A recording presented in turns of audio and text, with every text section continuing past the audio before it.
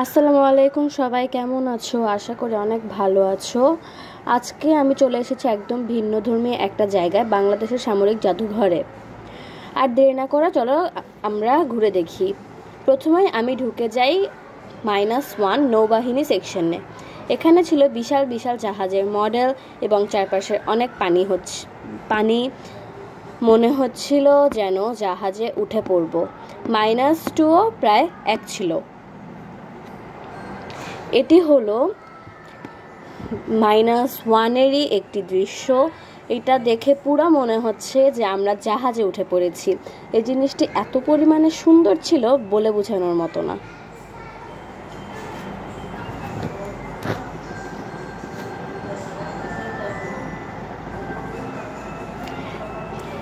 এটা হলো -2 এর কিছু দৃশ্য।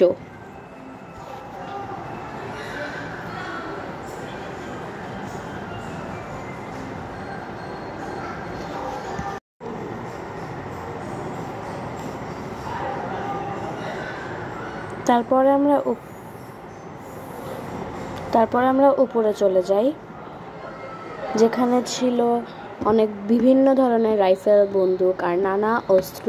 অনেক তথ্য ছিল, যে প্রতিটা জিনিসের সাথে দেখতেও ছিল একদম রিয়েল লাইফ ফিলের মতো।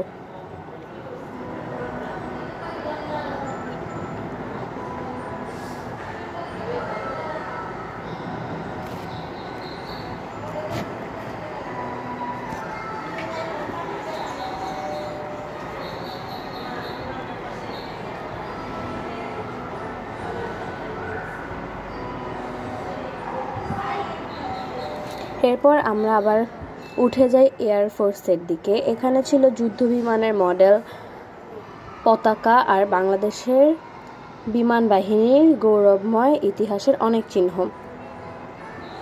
সবশেষে আমরা আসি সবার উপরে। ওখানে ছিল কিছু পতাকা এবং কিছু আর্মিদের ছবি, কিছু স্মৃতি।